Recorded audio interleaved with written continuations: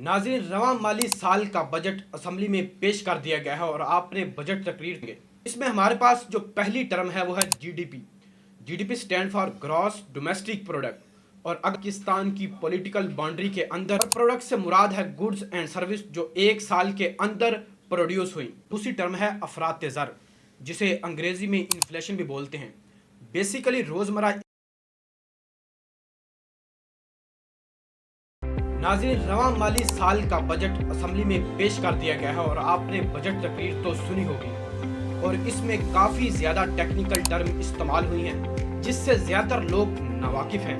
आज हम आपके सामने इन्हीं टर्म को एक्सप्लेन करेंगे। इसमें हमारे पास जो पहली टर्म है वो है GDP. GDP stand for gross domestic product. और अगर हम इन अल्फाज को अलग अलग देखें तो ग्रॉस मतलब टोटल, डोमेस्टिक मतलब पाकिस्तान की पॉलिटिकल बाउंड्री के अंदर, प्रोडक्ट से मुराद है गुड्स एंड सर्विस जो एक साल के अंदर प्रोड्यूस हुई। बुनियादी तौर पर पैसा कमाने के दो ही तरीके हैं। पहला ये कि कोई प्रोडक्ट प्रोड्यूस करें, यानी कि कुछ लोग कार प्रोड्यूस करके या खेलों का मुख्तलिफ सामान प्रोड्यूस करके या कोई दिगर अशिया प्रोड्यूस करके पैसा कमाते हैं। दूसरा यह है कि आप कोई सर्विस दे रहे हैं, जैसा कि डॉक्टर, वकील या फिर कोई कंपनी में कोई काम करके सर्विस देता है। इन प्रोडक्ट या सर्विस जो के वैल्यूज यानी कि जो कीमत होती है वो एक साल के अंदर जितनी भी गुड्स एंड सर्विस की वैल्यू होती है विद इन अ कंट्री, उसे जीडीपी बोलते हैं। और पूरे मुल्क की जो प्रोग्रेस है इसका अंदाजा इस मुल्क की जीडीपी से लगाया जा सकता है।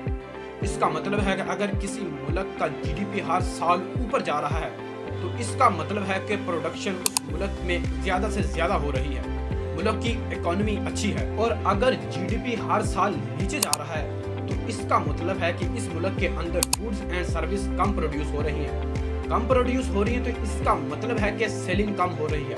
सेलिंग कम हो रही है तो इसका मतलब है कि लोगों की जो परचेजिंग पावर है वो कम हो रही है। या तो इसका मतलब कि उस मुल्क की जो इकोनॉमी है वो डाउन हो रही है। इस जीडीपी से मुल्क की इकोनॉमी हेल्थ का पता चलता है और इसी से गवर्नमेंट अपनी पॉलिसीज बनाती है। इसी में हमारे पास दूसरी टर्म है अफरात ज़र, जिसे अंग्रेजी में इन्फ्लेशन भी बोलते हैं।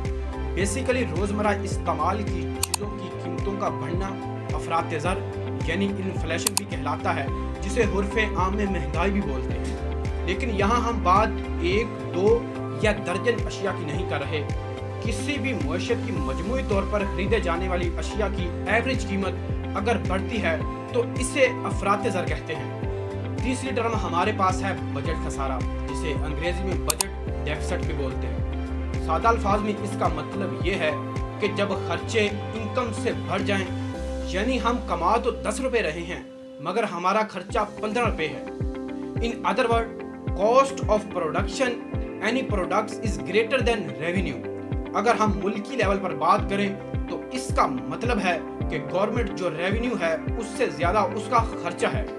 चौथी हमारे पास टर्म है फीकस आमदनी, जिसे अंग्रेजी में पर कैपिटा इनकम भी कहते हैं। हमारे मुल्क में रहने वाले जितने भी लोग हैं इन सबको जमा करके जो एवरेज इनकम निकालते हैं हम इसको फीकस आमदनी बोलते हैं। मिसाल के तौर पर अगर किसी मुल्क में सिर्फ 5 लोग रहते हैं, इनमें पहले शख्स की इनकम $10 है, दूसरे की 20, तीसरे की 5, चौथे की 30 और पांचवें की $15 है, तो इन सब को जमा करके इनकी एवरेज निकालें जो कि $16 बनती है, वो इन सब का पर कैपिटा इनकम कहलाती है। इसमें हमारी पांचवी और आखिरी टर्म जो कि है रेवेन्यू, जिसे उर्दू में आमदनी भी बोलते हैं।